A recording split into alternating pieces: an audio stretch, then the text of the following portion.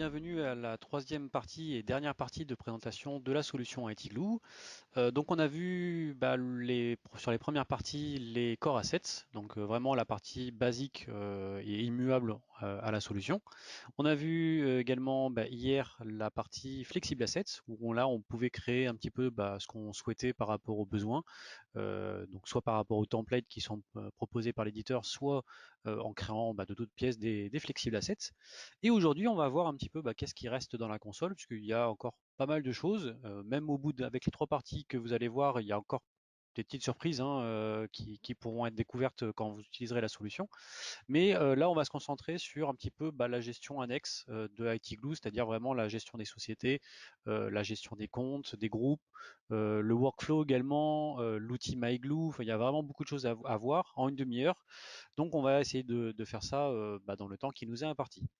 Alors déjà, la première chose, c'est de voir un petit peu comment on crée une organisation, puisque comme je l'ai indiqué, IT Glue, c'est une solution donc, dans le cloud. On va pouvoir gérer un nombre illimité d'organisations, donc de sociétés, donc pour vous en fait des clients. Faut savoir également que les data centers sont stockés à Dublin et à Francfort, donc ça respecte la GDPR. Si jamais vos clients vous posent la question de savoir où sont stockées les données, et même pour vous, c'est stocké dans l'Union européenne, donc il n'y a pas de souci par rapport à la réglementation européenne qui a été instaurée depuis le mois de mai 2018, en tout cas qui devait être applicable depuis le mois de mai. Donc au niveau des organisations, tout simplement, on va aller dans la rubrique organisation. Donc on a l'ensemble des organisations qu'on peut gérer dans l'interface d'ITGlue. On peut également ajouter des sociétés, on va dire des organisations en tant qu'organisation favorite. C'est pour plus facilement les repérer lorsqu'on gère pas mal de sociétés, notamment si vous avez des personnes qui vont gérer peut-être une partie de vos sociétés clientes et un autre technicien une autre. Ça peut être intéressant d'utiliser les favoris pour accéder un petit peu plus vite à l'information. Alors quand on crée une société, tout simplement on appuie sur le bouton New. Il va nous demander, le wizard va nous demander certain nombre d'éléments, notamment le nom de l'organisation du client, un nom court, parce que des fois, bon, il y a des filiales et autres, donc ça c'est à vous de décider la manière dont vous voulez labelliser cette partie-là. Ensuite, vous avez le type d'organisation. Donc, est-ce que c'est un client? Est-ce que c'est un compétiteur? Donc, en fait, un concurrent? Est-ce que c'est pour la démo? Est-ce que c'est un compte MyGlue? Est-ce que c'est un prospect? Ça, c'est pareil. C'est des choses qui sont pas figées dans le marbre. Vous pouvez rajouter des champs, notamment dans la partie account. Vous avez, en fait, c'est un peu comme pour les matériels, les fournisseurs, les éditeurs et autres. Ça, vous avez des choses de base, mais vous avez la possibilité de rajouter ou même de changer les termes anglais par des termes français si vous le souhaitez. Ensuite, il va vous demander est-ce que la société est active ou pas. Donc ça peut être aussi la possibilité d'indiquer, enfin cet élément est intéressant dans le sens où vous allez pouvoir créer une société, la préparer on va dire, la mettre en inactive et puis une fois que le client est prêt à passer sur la solution, du coup vous le passez en actif, mais la création est déjà faite. Ça vous fait gagner un petit peu de temps à ce niveau-là. Donc ça peut être intéressant d'utiliser ce statut. Ensuite, il va vous demander où est située géographiquement la société. Donc ça va permettre de renseigner la localisation ils appellent ça la location plutôt, dans IT Glue, avec la petite map qu'on a vue Google qui affiche géographiquement le lieu d'activité de la société. Et vous pouvez rajouter ici également un petit logo, comme ça vous allez retrouver en fait le logo de la société lorsque vous allez passer d'une organisation à une autre. Vous avez une petite description également que vous pouvez indiquer. Donc là vraiment, voilà, société du client Tartampion, sous contrat, etc. Par exemple. L'alerte, ça c'est intéressant puisque ça va permettre mettre en avant un message qui n'est vu que par les administrateurs sur l'organisation. Donc ça peut être intéressant, notamment pour être au courant que il y a telle ou telle chose en cours ou telle opération. Ça c'est à vous de décider ce que vous allez en faire, tout simplement. Et ensuite, vous avez les parent organization. Donc là, ici, c'est pour notamment tout ce qui va être gestion des filiales. Quand vous allez créer une organisation pour un client, je sais pas, Airbus par exemple, vous allez avoir Airbus Toulouse, Airbus France, Airbus Bordeaux. Enfin, je dis peut-être des bêtises, je connais pas grand-chose à Airbus, mais c'est pour finalement créer une société mère et ensuite rajouter en fait des sociétés en filiales de façon à être au courant que telle organisation, il y a également ces filiales qui en dépendent. Ça va rien changer spécifiquement dans IT Glue, c'est juste une question de liaison et après de navigation d'une organisation à une autre. Donc la création de l'organisation est très simple, hein, il n'y a pas grand-chose à dire de plus. Et ensuite, bah, une fois que vous êtes dans organisation, vous allez voir soit les organisations récentes que vous avez consultées, soit les favoris, soit l'ensemble ici des organisations que vous allez gérer. Donc après, il suffit de faire une recherche, hein, toujours pareil ici, hein, vous pouvez chercher, enfin mettre en place des filtres et faire des recherches sur la société que vous voulez gérer, et ni plus ni moins. Dans tous les cas, vous pouvez à tout moment, avec le petit crayon, remodifier des informations que vous avez mis dans la société si jamais il y avait un souci sur les informations. Peut-être que la société a déménagé, par exemple. Bah, vous pouvez changer sa localisation avec le petit bouton modifier. Donc ça, voilà, c'est la gestion d'une organisation. Maintenant, on va voir comment on va gérer les groupes utilisateurs. Donc, dans la partie Account, vous avez une rubrique qui s'appelle Users et à l'intérieur, vous allez pouvoir créer vos comptes IT Glue. Donc là, c'est très très important ce que je vais dire parce qu'au niveau IT Glue, il y a des spécificités par rapport à la solution et sur le fait de créer des comptes qui vont vraiment un intérêt pour vous sans vous ruiner en fait, puisque vous avez vu que la licence, le système de licensing, c'est par compte utilisateur. Mais en réalité, quand on comprend le système d'utilisateurs dans Atigloo, on se rend compte que finalement, on n'a pas besoin d'autant de comptes que prévu. Alors en fait, comment ça fonctionne? Donc là, ici, vous avez l'ensemble des utilisateurs qui sont présents dans notre plateforme, hein, et vous allez pouvoir justement créer des comptes utilisateurs et les inviter. Donc il y a un email qui va partir au compte que vous avez renseigné, de façon à ce qu'ils puissent s'inscrire dans votre plateforme Atigloo et commencer à manipuler la solution. Donc là, au niveau des comptes, quand on fait un bouton nouveau, on va pouvoir créer un nouveau compte à Etigloo et lui attribuer des droits d'accès. Donc là, ici, tout simplement, déjà l'adresse email du compte que je souhaite inviter dans ma plateforme pour utiliser la solution. Il va vous demander est-ce que c'est un compte ITglue ou est-ce que c'est un compte MyGlue. Donc MyGlue, on n'en a pas encore parlé, j'y reviendrai un tout petit peu plus tard dans la webinar. Ici, en fait, les comptes ITglue, c'est des comptes qui vont créer l'information dans la plateforme. Les comptes MyGlue, c'est des comptes utilisateurs vraiment type utilisateur final. Et encore, il y a différents niveaux à ce niveau-là. Mais je vous en reparlerai un petit peu plus tard. Donc là, ça va être un compte ITglue, quelqu'un qui va créer de l'information dans la solution ITglue. Ensuite, il va vous demander le rôle. Est-ce que c'est un rôle administrateur, manager, éditeur, créateur, lecture seule ou light? Si vous regardez le tableau qui est ici, en haut à droite, vous avez les accès qui sont un résumé en fait finalement des droits que vous allez appliquer sur les comptes. Il faut savoir que les comptes administrateurs ont accès à toutes les informations dans ITglue.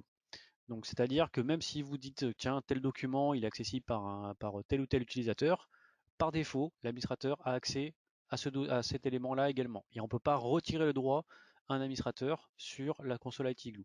Donc l'administrateur c'est le super user, c'est vraiment lui il a accès à tout, il peut tout faire, il peut tout voir, il peut tout contrôler. Ensuite vous avez l'accès manager.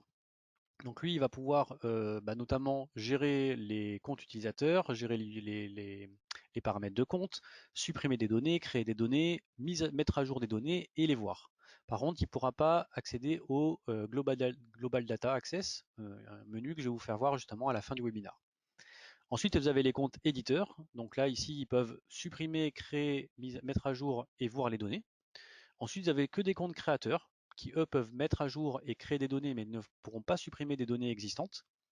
Les comptes lecture seule, où là, ils peuvent faire que voir.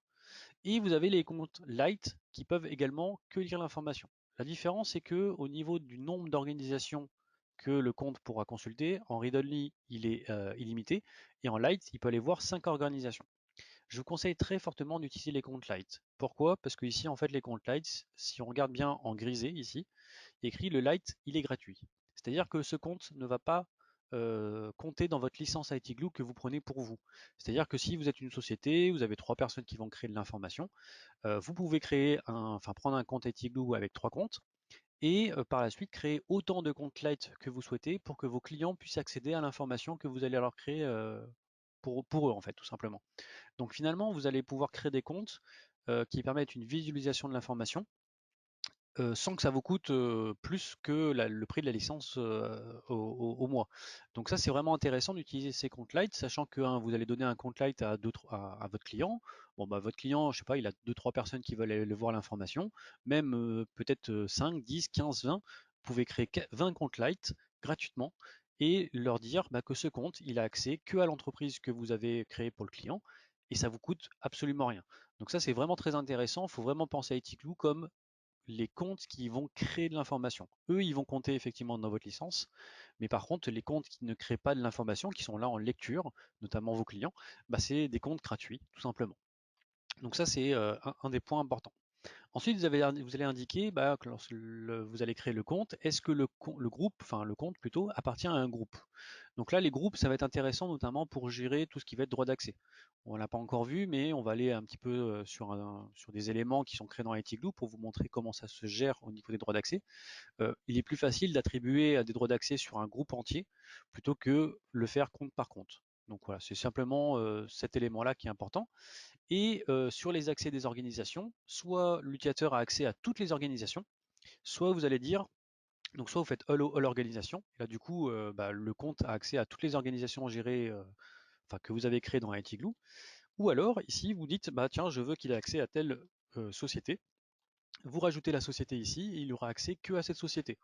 Donc là ça va vous permettre de limiter le champ d'interaction de l'utilisateur avec des choses qui le concernent et non pas des informations qu'il aurait accès de toutes les sociétés et là ça ne le concerne pas. Voilà, donc les comptes utilisateurs assez simples à gérer hein, au niveau des. Mais ce qui est important, c'est vraiment donc évidemment les rôles, mais surtout les comptes light qui sont gratuits. Et donc ça, c'est vraiment intéressant pour créer des comptes pour vos clients. Ensuite, vous avez les groupes. Donc là, les groupes, comme je vous l'ai indiqué, c'est surtout gérer les droits utilisateurs pour que bah, justement on ait des droits à faire uniquement sur des groupes et non pas des utilisateurs en question. Cependant, au niveau des groupes, donc là par exemple un groupe commercial, je vais aller l'éditer, on va voir qu'il y a quelques options supplémentaires. Déjà, donc bon, toujours pareil, hein, le nom du groupe et puis une petite description. Vous avez par défaut les administrateurs qui sont membres de tous les groupes. Comme je vous l'ai dit, hein, les administrateurs sont omniprésents, omniscients et omnipotents hein, dans ITglue, donc on peut vraiment rien faire contre eux. Ils sont partout, ils sont enfin nulle part et partout à la fois, on va dire. Donc là, on voit bien que bah, effectivement, il y a deux comptes administrateurs qui sont déjà membres du groupe commercial, et on voit ici bah, tous les comptes qui sont présents et qui sont principalement des comptes light ou des comptes créateurs, parce qu'il y en a qui vont créer de l'information. Et ici, on voit l'accès à l'organisation uniquement Whatsoft. Derrière, ce que vous pouvez faire, c'est jouer avec ces options-là. C'est le Deny Asset Type. Donc en gros, c'est vous allez empêcher un groupe d'aller voir de l'information dans ITglue, mais directement au niveau de chaque menu. Donc là, par exemple, c'est quels sont les menus qui vont être bloqués pour le groupe commercial. Donc là, par exemple, j'ai indiqué que les configurations, ils n'ont pas le droit d'aller les voir, le domaine tracker non plus, l'allocation non plus, le SSL tracker non plus, etc., etc. Ils ont accès qu'à un certain nombre d'éléments, mais pas tous les éléments qui sont présents dans ITglue. Donc là, en fait, si j'ai envie de ne pas m'embêter, bah, je dis les configurations, tout ce qui est machine, adresse IP et tout, ils n'ont pas à aller voir ça, les commerciaux. Je bloque le menu commercial, enfin configuration plutôt. Même si mes droits d'accès au niveau du menu configuration ne sont pas mis en place, vu que le menu ne sera pas présent, ils ne pourront pas y aller. Donc ça, c'est aussi intéressant pour un peu brider rapidement un groupe sur les choses qu'il peut aller consulter dans la solution. Donc voilà, ça c'est les groupes. Comme je vous dis, hein, c'est surtout pour gérer les droits d'accès, mais également pour mettre en place quelques restrictions au niveau de l'interface du produit. Ensuite, on vous avez bah, la gestion des droits, c'est-à-dire qu'une fois qu'on a mis en place un utilisateur, qu'on lui a donné des droits, qu'on l'a mis dans un groupe, etc., on va bah, par exemple notamment dans une société, donc là on va revenir faire sur MSP One qui nous a servi pour les démos, et je vais aller par exemple dans une configuration. Sur la configuration, donc ici on retrouve la liste des machines hein, qu'on avait vu dans la première partie. Donc là par exemple je prends l'imprimante. Vous avez tout en à droite, je ne sais pas si vous, voilà, vous voyez le petit pop-up, vous avez un petit cadenas ouvert. Donc un cadenas ouvert, ça veut dire que vous n'avez pas mis en place de droit d'accès. Par défaut, tous les utilisateurs qui sont créés dans la société en question vont avoir accès à cet élément. Ici, vous voyez que 5 comptes, tout simplement parce que les autres utilisateurs sont dans des groupes sur lesquels comment dire, le groupe n'a pas accès à toutes les sociétés. Je les ai indiquées, bah voilà, le groupe commercial tout à l'heure, ils ont accès que à la société Wattsoft. Donc du coup, la société MSP One, qui est celle où on est présent actuellement, vu qu'ils n'ont pas accès à cette société, bah, ils n'ont même pas accès aux éléments de la société. Ça paraît logique. Mais là, on voit qu'effectivement, le cadenas est ouvert. Donc dès que vous voulez repérer un élément qui n'a pas été encore sécurisé au niveau des droits, bah, dès que vous voyez un cadenas ouvert, posez-vous la question, est-ce que c'est normal ou pas? Si vous voulez restreindre l'accès à cette machine, bah, vous allez tout simplement au niveau de la machine en question. Donc là, c'est une imprimante, hein. Et ici, vous avez le résumé encore des droits d'accès qu'on a vu. Il suffit d'aller sur Edit. Donc ça va ouvrir la console de la configuration. Et tout en bas, c'est toujours au même endroit, de toute façon, vous avez la rubrique Security. Par défaut, il vous dit que tous les utilisateurs IT Glue qui ont accès à la société en question peuvent voir la configuration. Si vous ne souhaitez pas, vous choisissez spécifier un groupe ou un user. Donc là, c'est pour ça qu'il vaut mieux travailler dans des groupes. Et vous dites tel ou tel groupe a le droit ou pas d'aller voir la configuration en question. Et là, par exemple, ici, je mets uniquement le groupe qui s'appelle MSP One pour la démo. Je sauvegarde et vous allez voir que quand on va revenir dans configuration, le cadenas va passer, déjà il est passé là, hein, le cadenas. Vous voyez, là par défaut, maintenant il n'y a plus que moi et Stéphane, hein, qui est un autre compte administrateur, qui ont accès à l'information, parce que nous on a accès à tout, hein, comme je vous le dis, hein, par défaut. Mais vous avez vu que on n'a plus les 5 personnes de base. Il n'y a que le groupe MSP One qui a accès et comme on est les administrateurs sont partout dans tous les groupes, on a accès par défaut à cette information. Mais là, il n'y a plus que 2 personnes qui ont l'accès plutôt que 5. Et quand vous revenez après dans la liste des configurations, vous allez voir que voilà, ici le cadenas passe en fermé, ce qui vous informe que vous avez mis en place des droits d'accès sur cet élément-là. Donc ça, c'est très important puisque ça va permettre de sécuriser après l'accès à l'information. Ensuite, on a les workflows. Donc les workflows, c'est dans la partie A40. Vous avez une rubrique qui s'appelle ici Workflow. Les workflows, c'est un système qui va vous permettre de générer des actions automatisées lorsque des choses se passent dans Glue. Parce que, bon, évidemment, il faut y aller un petit peu tous les jours, hein, pour voir ce qui se passe, mais des fois, vous n'avez pas forcément le temps et vous voulez quand même être tenu au courant des modifications que font vos techniciens, par exemple, dans Glue. Tout simplement, le workflow va permettre de gérer ça. Donc, vous cliquez sur New et vous allez indiquer, en gros, vous allez créer des déclencheurs. Des triggers, c'est ça, hein, c'est un déclencheur qui va s'opérer au moment où vous avez décidé qu'il y rentrait, qui était égal aux conditions que vous allez mettre en place. Par exemple, lorsqu'un mot de passe a été ajouté ou mis à jour, lorsqu'un document a été mis à jour ou publié, lorsqu'il y a une expiration d'un nom de domaine, lorsqu'il y a une expiration d'un certificat SSL, lorsqu'il y a une expiration d'une configuration, donc un matériel informatique, ou une expiration d'un flexible assets. Pour ceux qui étaient là hier, quand je faisais mon frigidaire avec ma sauce tomate, par exemple, je pourrais avoir une expiration sur ma sauce tomate, notamment notifiée par cet outil. Donc là, c'est justement les choses qui vont pouvoir se faire un peu automatiquement. Donc par exemple, je vais indiquer, voilà, lorsqu'un mot de passe est ajouté ou mis à jour, donc je clique dessus, j'indique le nom de mon déclencheur, donc mage d'un mot de passe, voilà, et j'indique qui c'est qui va recevoir une notification lorsque ce déclencheur échoue. Vous allez voir, donc là je vais mettre mon adresse, hein, hop, sauf.net. Je peux faire suivant, mais je peux également rajouter des filtres. Donc notamment les filtres, ça va permettre de dire bon ok, je veux être au courant lorsqu'un mot de passe est mis à jour, par contre pas forcément sur tout. Donc là on va pouvoir choisir sur la sélection, voilà, je veux les passwords, je vais dire soit tous ceux qui contiennent tel élément ou aucun de ceux que je vais lister.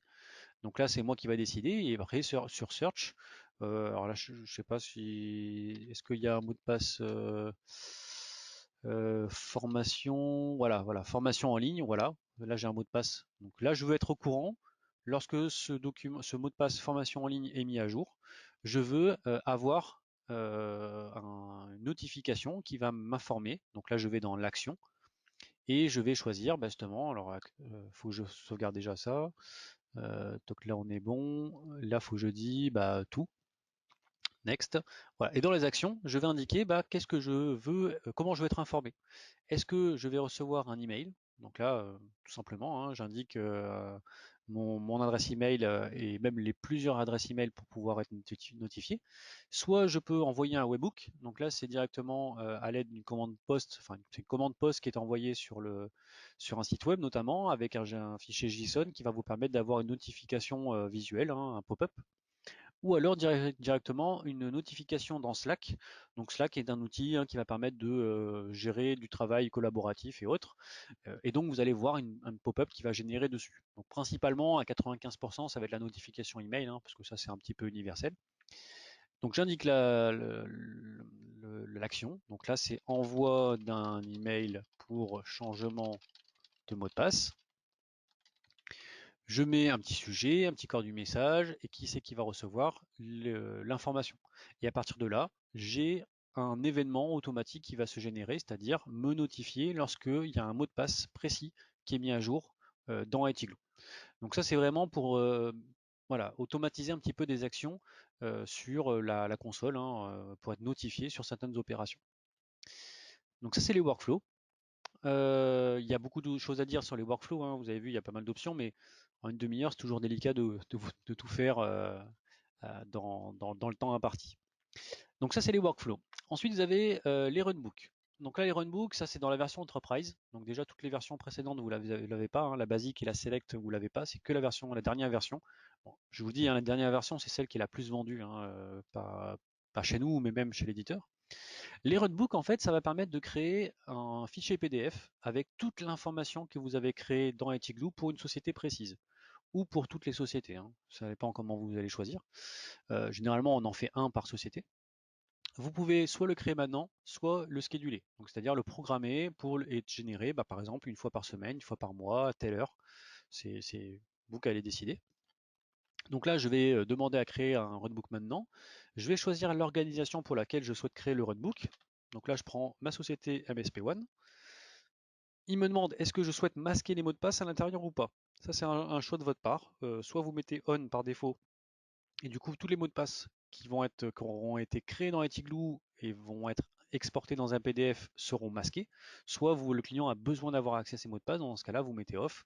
Et là, du coup, tous ceux qui auront accès au runbook pourront voir les mots de passe en clair à l'intérieur. Donc ça, c'est vraiment une case qui est par défaut activée, hein. Après, à vous de choisir.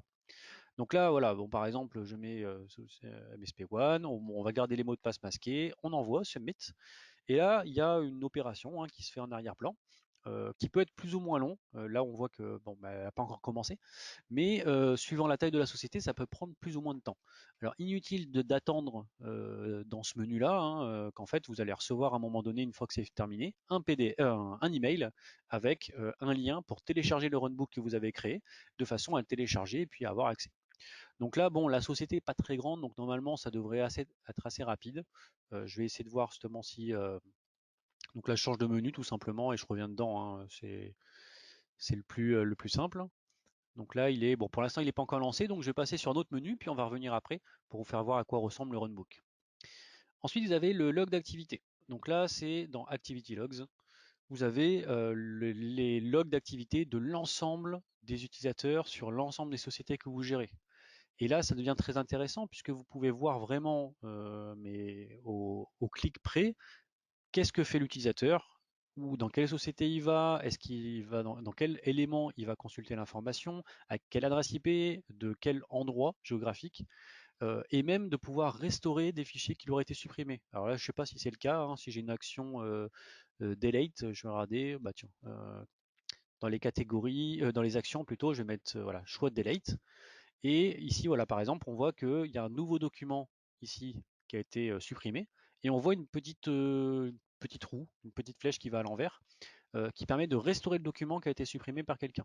Et ça, vous pouvez le faire sur beaucoup de choses, hein, parce que là, on est voilà 28 novembre, je peux remonter dans les logs, hein, je remonte au mois de juillet, et je peux aller restaurer des éléments qui ont été supprimés au mois de juillet.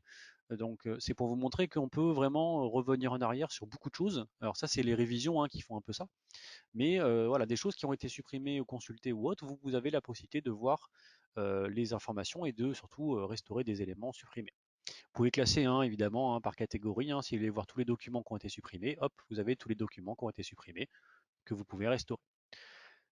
Ici, vous avez donc les logs à disposition, hein. Moi, je suis en mode debug, donc là, on peut passer en mode hide, enfin, cacher les modes debug. Ça vous met un peu moins d'informations. Moi, j'aime bien être en mode debug, comme ça, j'ai vraiment beaucoup plus de choses à disposition. Vous pouvez remonter dans des all logs. Donc là, on peut aller chercher des vieux logs, hein, si vous les remontez. Voilà, il y a des pages et des pages. Si vous avez besoin de voir des vieilles opérations. Et vous avez également, alors ça, on va le voir dans un autre menu, les mots de passe qui ont été accédés par les utilisateurs. Mais ça, j'en reparlerai un petit peu plus loin. On va un peu plus loin en fait, c'est un peu maintenant.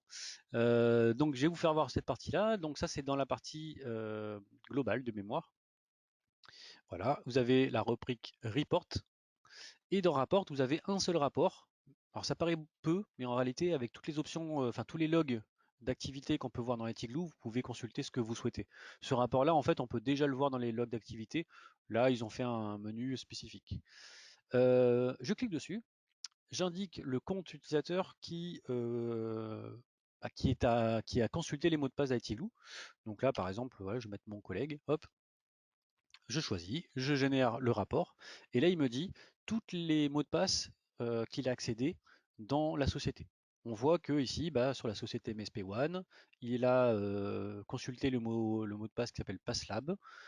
Il a été accédé il y a 21 jours et il a été créé dans ITGlue il y a 21 jours. Donc ça veut dire qu'il n'a pas été encore modifié dans ITglue, ce qui veut dire que si cette personne part de la société, si je veux empêcher qu'elle puisse nuire à mon système ou en tout cas utiliser encore des mots de passe qui sont présents qu'il connaît en fait, bah, je sais que ces mots de passe là, je dois les changer.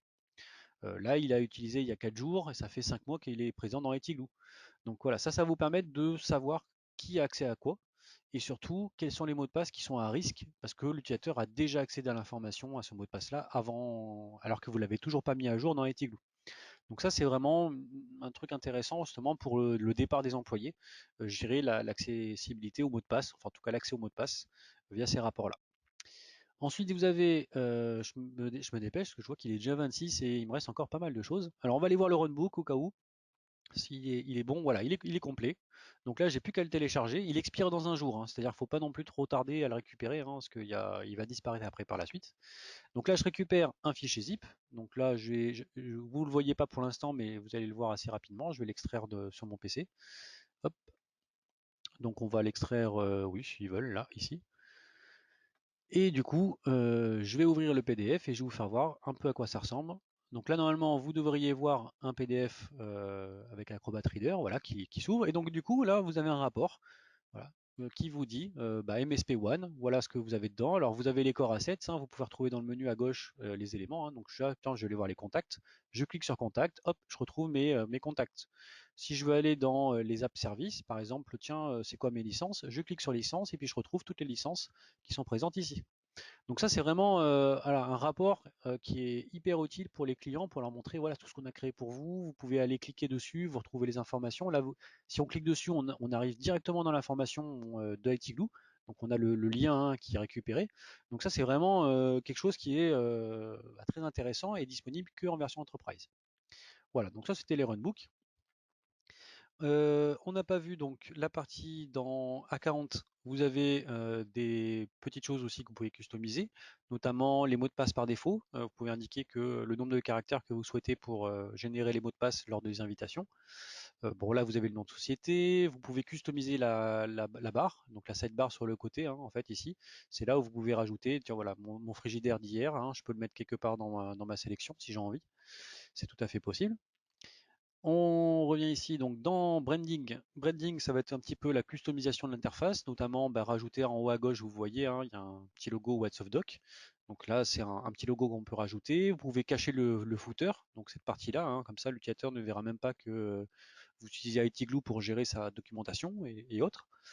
Vous pouvez également utiliser un nom de domaine à vous. Donc notamment là ici on voit que c'est whatsoft.eu.itglue.com. Si vous voulez que je sais pas ma société.com ça pointe directement vers cette adresse, bah, vous pouvez le faire notamment avec cette customisation. Donc le branding c'est pareil, c'est que en version enterprise.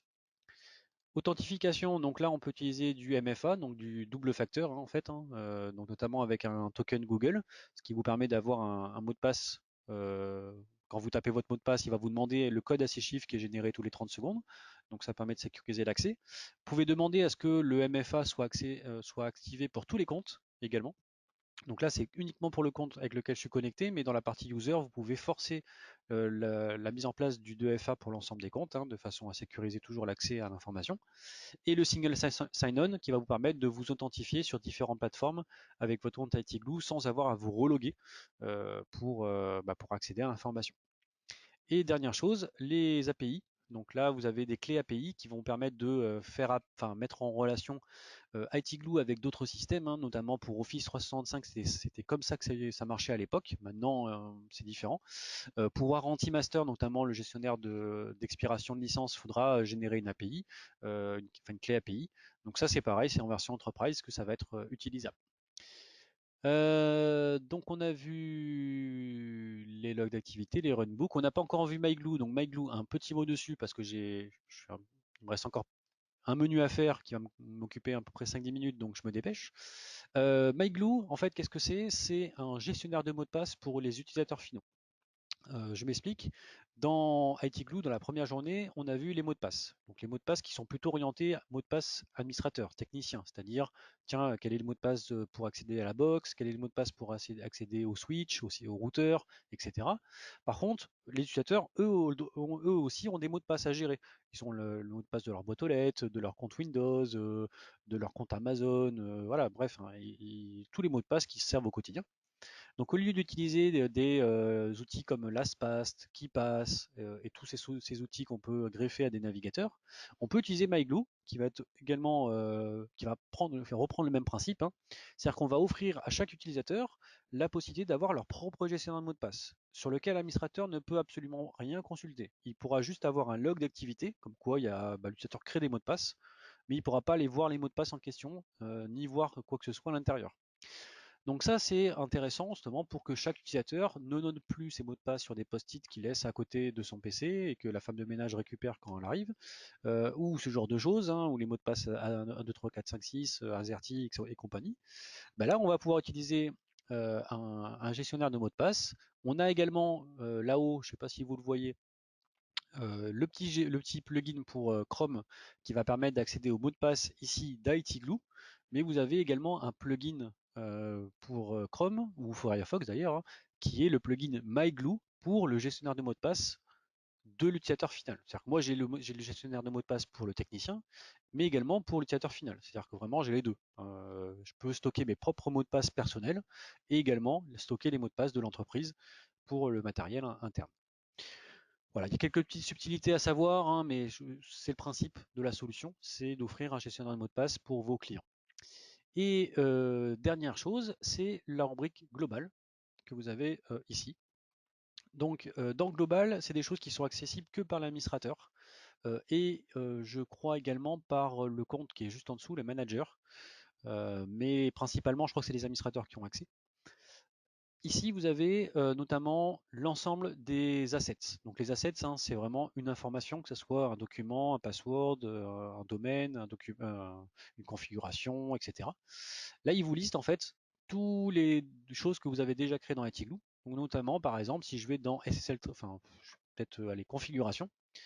Dans configuration, il va me lister toutes les configurations de toutes les sociétés que je gère avec un tableau sur lequel je peux faire des tris également. Donc je veux par exemple que les routeurs, hop, je clique sur les routeurs et j'ai les routeurs avec les informations. Je peux cliquer dessus et consulter l'information du routeur en question. Donc ça c'est on va dire le menu global pour accéder à n'importe quoi dans la solution. Ensuite, vous avez le menu complétion. Donc complétion ici, c'est pour vous indiquer, pour vous aider à remplir l'information pour telle ou telle société que vous avez créée. Par exemple, ici, on voit que pour MSP One, on est à 93% de remplissage, c'est-à-dire qu'on a au moins créé une checklist, au moins une configuration, au moins un contact, etc. Si vous avez un petit plus rouge, c'est que vous n'avez pas encore créé quelque chose pour la société. Ici, le backup cloud n'est pas encore défini pour MSP One. Pour la CCT WhatsApp, pareil, on voit, tiens, l'accès distant n'ont pas encore été fait. Le frigidaire que j'ai créé hier, il n'a pas été encore fait, c'est normal. C'était un test, etc., etc. Donc comme ça, vous cliquez sur le petit plus et ça vous amène directement dans, ici par exemple, réseau Wi-Fi. Enfin plutôt on va prendre les tiens. Pour MSP One, tiens, Office 360 licences, je clique dessus, je vais arriver directement dans la création de la gestion des licences Office 365 pour la société MSP One. Donc ça vous permet de faciliter un petit peu la création de l'information. Quand vous ne savez pas trop, tiens, qu'est-ce qui manque, etc. Bah, vous allez dedans, vous cliquez, et puis vous allez directement dans le menu. Ensuite, dans Global, vous avez l'expiration. Donc là, les expirations, c'est toutes les expirations qui vont arriver prochainement, hein. Comme je vous l'ai indiqué, hein, tout élément dans IT Glue peut devenir une expiration. Donc là, ben voilà, vous avez les expirations de la sauce tomate, hein, qu'on a créée hier. Vous avez les licences, les certificats, les produits, etc. Et vous pouvez savoir en fait quand est-ce qu'il faut être renouvelé. Donc là, vous avez les expirations, voilà, à venir. Euh, sur lesquels vous pouvez être tenu au courant par mail, mais juste simplement exporter aussi, si vous voulez, hein, en CSV pour récupérer toutes les expirations à venir. Engagement, c'est un petit peu un outil qui va permettre de, comment dire, de forcer un peu les utilisateurs qui utilisent ITglue à l'utiliser au quotidien et de les récompenser ceux qui font le plus de manipulation. Donc là, on voit que je suis deux fois là, hein. C'est normal, hein. Je suis la première place et la deuxième place. C'est juste parce que j'ai un compte qui est un compte ITglue, hein, le premier, hein. D'ailleurs, si on voit par rapport depuis le début qu'on a la solution, je suis déjà à quasiment 13 000 points. C'est pour vous montrer par rapport aux autres, hein, que j'ai vraiment, vraiment, vraiment fait le tour de la solution et j'ai créé beaucoup, beaucoup de choses dedans. Mais si j'étais deux fois, en fait, c'est parce que j'ai un compte ITglue et j'ai un compte MyGlue pour mon gestionnaire de mots de passe à moi tout seul. Et donc là, ici, voilà, vous avez justement les points qui sont attribués, hein, au niveau des utilisateurs. Donc vous pouvez savoir quel utilisateur travaille le plus de la solution et puis justement le récompenser peut-être avec un chèque Amazon, peut-être l'inviter au restaurant ou n'importe, hein. Mais en tout cas, c'est pour un petit peu savoir qui fait quoi et récompenser un petit peu la personne qui participe le plus à la création de l'info.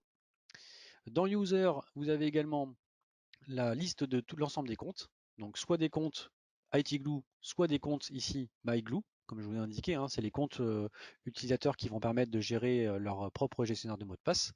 Et donc du coup, c'est pour ça que j'ai un autre compte, hein, qui est présent là, qui a que 215 points. Et là, c'est mon propre gestionnaire de mots de passe à disposition. Je crois que j'ai fait le tour et on est à peu près dans les temps, donc je suis content d'avoir tenu mes engagements. Évidemment, si vous avez des questions sur la solution, vous pouvez les poser à la fin de cette présentation. Moi, je vais rester connecté un petit peu pour les questions que vous pouvez avoir là tout de suite, hein, évidemment. Et puis, si vous avez des questions par la suite, comme toujours, hein, comme pour la première partie ou la deuxième partie, vous pouvez me contacter le support ou contacter le service commercial et nous poser des questions, hein, sur des choses qui ont été présentées ou des choses qui n'ont pas été dites. Peut-être que vous demandez des choses qu'on n'aurait pas pensé à vous présenter. Euh, Sait-on jamais. Mais en tout cas, voilà, on est à disposition après pour tout ça. Je vous remercie et puis je vous souhaite un bon après-midi.